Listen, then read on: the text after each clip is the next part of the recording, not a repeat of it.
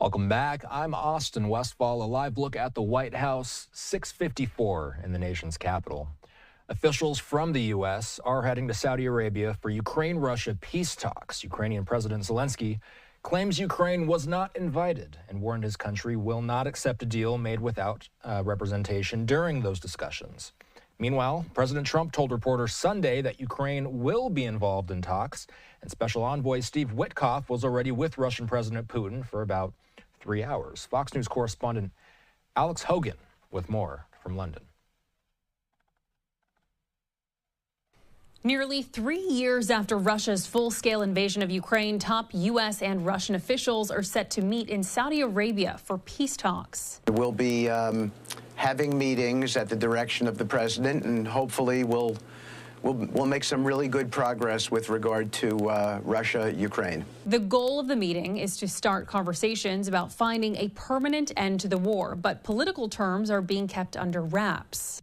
This can't be ended on the battlefield. Peace is not a noun, it's a verb, it's an action. You have to take concrete steps towards it. The meeting comes less than a week after President Trump spoke on the phone with Russian President Vladimir Putin, and allies are concerned the White House might be offering concessions to the Kremlin. The President expressed his desire to see an end to this conflict in a way that was enduring and that protected Ukrainian sovereignty. One phone call does not make peace. One phone call does not solve a war as complex as this one. Ukrainian President Vladimir Zelensky said Ukraine was not invited to participate in the discussions and will, quote, never accept a peace deal unless Ukraine is at the table.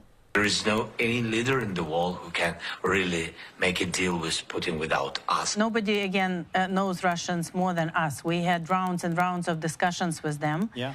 And we are defending not just Ukraine, but essentially all the civilized countries from this evil. Secretary Rubio and Russian Foreign Minister Sergei Lavrov have already talked about each other's governments working together in the future.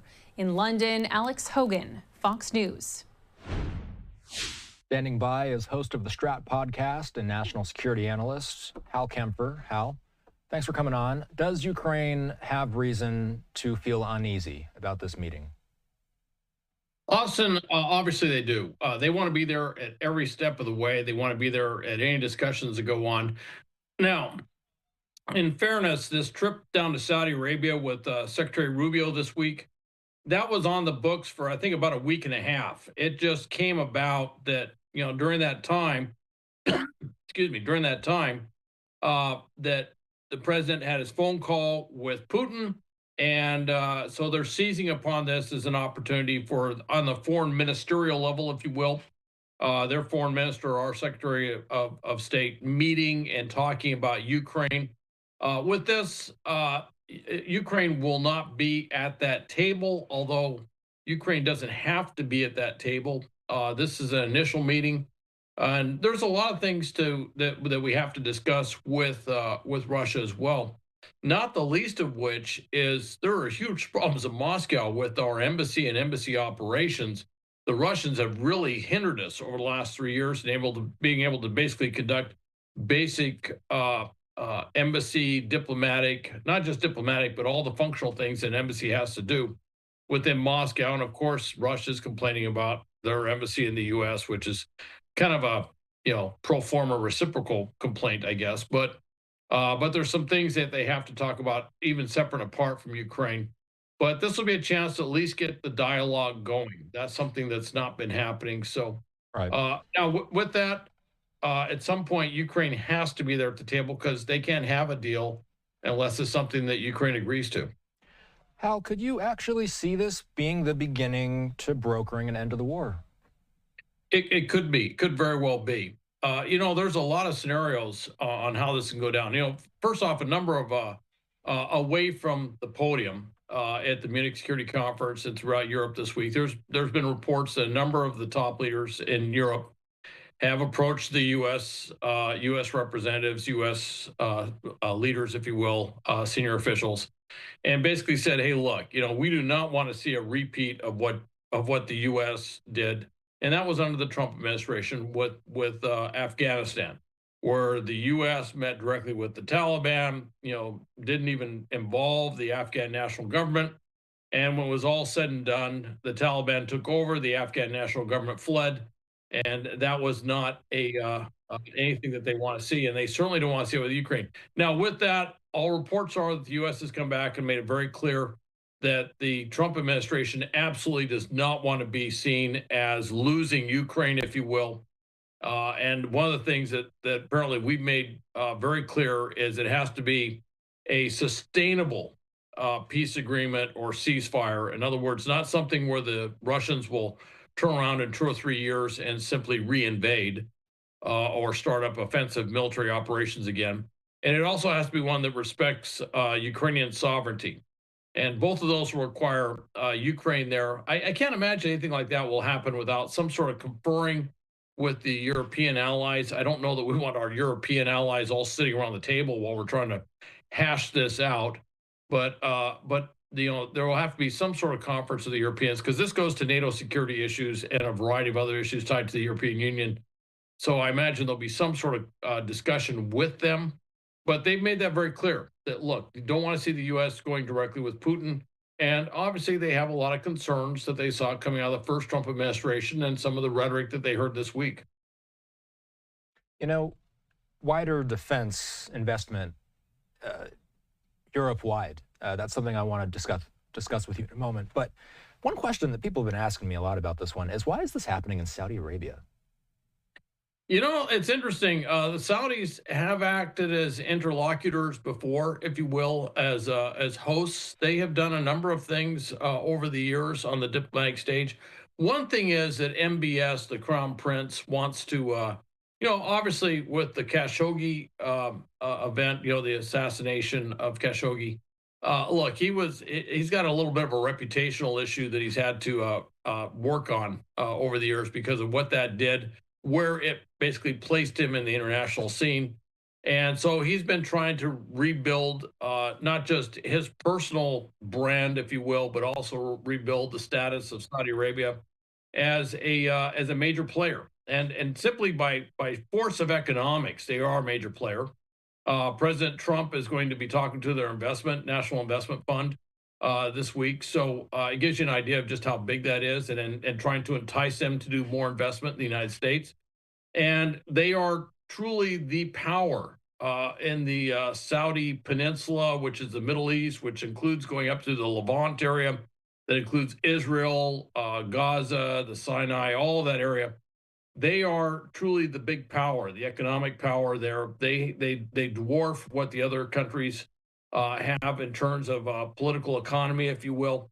And so it makes a lot of sense. That would be, and by the way, it's also away from the conflict. If they tried to do this in Europe, it'd be very difficult. If they try to do something in Saudi Arabia, they can do that. The other thing is, certainly Putin would look at Saudi Arabia and say, and I won't get arrested under that ICC arrest warrant either. And that would be a consideration he might have, which is, if they were to do it in another location like The Hague, I imagine that would be a very dynamic situation, because The Hague is where that warrant was issued from. So it makes a lot of sense on a number of levels. And of course, Saudi Arabia certainly has, the capacity, the facilities, everything else that you want to host of this level. We saw on the screen there a moment ago, Axios' Barack Ravid says that this meeting is expected to take place on Tuesday. So we'll be watching early this week to see what comes of it. You and I were talking offline about Europe's defense investment as a whole when it comes to issues like Russia and Ukraine. The new administration, Hal, hasn't been shy about saying that they wish Europe would invest more in defense. What would it take to get Europe to do that? That's part of what they've been saying in the White House and the administration. They have been talking about this. You may remember the first Trump administration and President Trump at that time was chastising Europe, saying you're underinvesting. You're playing the U.S., to use their term, as suckers. That's a term that comes up a lot. It was used this last week by the administration as well, and basically saying, look, we're basically subsidizing the security of NATO, and you're underinvesting in your own countries. A number of these countries, now the goal that's been stated is 2%. Prior to more recently, it was restated that NATO countries should be investing 5% of their gross domestic product into defense. Their defense industrial base is, as we have seen in trying to get them to provide arms to Ukraine, it has withered. In some cases, it's literally just some of the key components have died. They just don't produce that stuff anymore, and they've had to reinvent their defense industrial base. And so part of this is to get the Europeans to step up and defend themselves. You know, and since the end of the Cold War, they have been cutting back, and leaning more and more on the U.S. coming in and providing support and aid. And we have been, but this war is now going into its third year in Ukraine. We have provided the bulk of the aid that has gone, the military aid going to Ukraine. And this administration is looking at Europe and saying, hey, look, you know, and they actually said this way, there's an ocean between Europe and the U.S. And here we are providing all this aid. You're right there. You're on the front line. You know, you're talking about the threat of Russia, you know, the fear of a resurgent Russia and what it could do to, you know, NATO countries, and basically saying, why aren't you investing money? Now, the question is, how would you get the Europeans to do that? Because they have been, well, I'm going to use the word lethargic over the years. They love to talk, and they love to wring their hands, and they always make commitments, and then it always seems to be a little short when it comes to actually fulfilling those commitments. So how do you do that? This last week that we saw in Munich and elsewhere throughout Europe might be an indication of, I don't know, you could call it U.S. tough love, if you will, which is saying, hey, look, you know, we've got other commitments around the world. We have to put resources there, and we can't make Europe our top priority. And the Europeans are not taking this well at all. But within that, the European leaders are coming together for a big conference this week. I believe it's Monday. I think it's going to be in Paris, as I recall, where the European leaders are going to come together and say, okay, what are we doing about Ukraine? What are we doing about our defense needs? And it seems a little cold-hearted, certainly not the diplomacy that we've been used to over, you know, certainly the last 4 years. But it has really kind of spurred the European nations into being a little bit more introspective on what are they doing and what should they be contributing, and maybe spurring them to take on the lion's share of supporting Ukraine to make sure that you know, the Ukrainians have what they need to keep going. I don't know if that's what is going on. I think some of it's just stating the reality that the U.S. has other interests and that we can't keep, you know, just sending money ad infinitum at the levels we have been over to Ukraine. On the other hand, it's also looking at a number of these European countries. Some have been pretty good. Poland, for example, I think it's 3.4% of their GDP. They've been shooting up there. The Baltic states have been great. Of course, the two new countries, especially Finland, have been very good on their investment on defense. But then when we look at other countries, you know, France, Germany, the Benelux countries, you know, the Low Countries, and definitely looking at Great Britain, they have been underinvesting for many, many years. Yes, Britain is above its 2% threshold, but it's nowhere close to what the 5% goal is. They have been standing down units, air, naval, but especially Army, the Marine Corps. You know, the famous Royal Marines is basically anemic compared to what they used to look like. And so throughout Europe, this is a problem. And then you get to the other countries that are much further away from Russia, such as Portugal, Spain, Italy. They have been underinvesting for a very long time. So the question has always been, what will it take to convince the Europeans that they really have to get serious about their defense issues? I think underlying whatever the stated intent of this last week, it has to be recognized that it has spurred the Europeans, not just the leaders, but also the various domestic populations, the voters within Europe, to realize they're going to have to put more resources to their own national defense needs. And they're going to have to step up on Ukraine in a way that they haven't been, because they've been very reliant on the U.S. to take the lead. Dan Crenshaw was just recently on, I think it was on Face the Nation. He was talking about, and he's over there in Europe right now, and he was talking, he's a medically retired Navy SEAL, war veteran, truly an American hero. And he was talking about the frustration of throughout the many years, that the Europeans follow the U.S. Like, we will follow you, and then we have to cajole and coax them to provide support. And he's saying, wouldn't it be great if the Europeans were out there aggressively moving forward to provide military aid and everything else, and the U.S. was in the position of having to hold them back? And he said, but we're not there. And that's the truth. So that's part of what underlies this.